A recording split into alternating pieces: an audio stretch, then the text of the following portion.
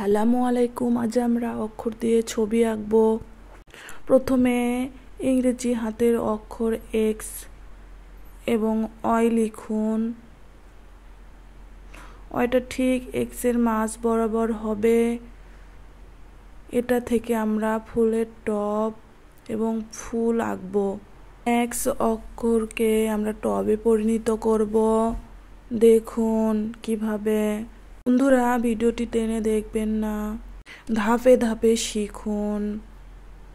অক্ষর কিভাবে ছবিতে পরিণত হচ্ছে লক্ষ্য করুন। এবার আমরা অয় অক্ষর থেকে ফুল আঁকব। ঠিক এভাবে কত সহজে, দেখুন হয়ে গেল।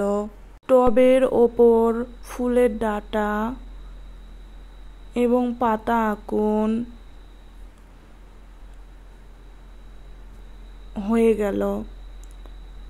চাইলে আপনি এপাশেও একটি করে পাতা দিতে পারেন। ছবিটি আরো স্পষ্টভাবে বোঝার জন্য পেন, পেন্সিল অথবা মার্কার দিয়ে আমরা আবার প্রতিটি দাগ গাঢ় করে নিব। এতে করে ছবিটি পরিষ্কার বোঝা যাবে।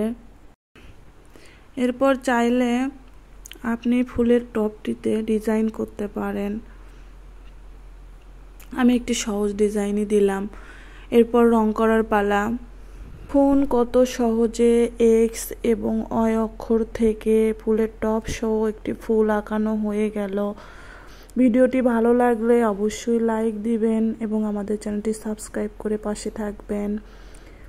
এবার আমরা ভি অক্ষর দিয়ে ভুট্টা আঁকবো। প্রথমে ভি অক্ষর লিখুন। তারপর ঠিক এভাবে ভুট্টার শেপ দিন। ভি এর নিচে রেখা টেনে খোসা তৈরি করুন। ভিডিও টেনে দেখবেন না, ধাপে ধাপে আঁকুন আর সহজে শিখুন।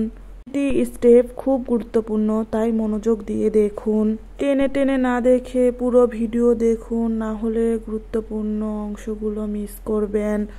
আপনার আঁকা যেন সুন্দর হয়, তাই শেষ পর্যন্ত ভিডিওতে থাকুন। এরপর ভুট্টার ছোট ছোট দানা আঁকুন।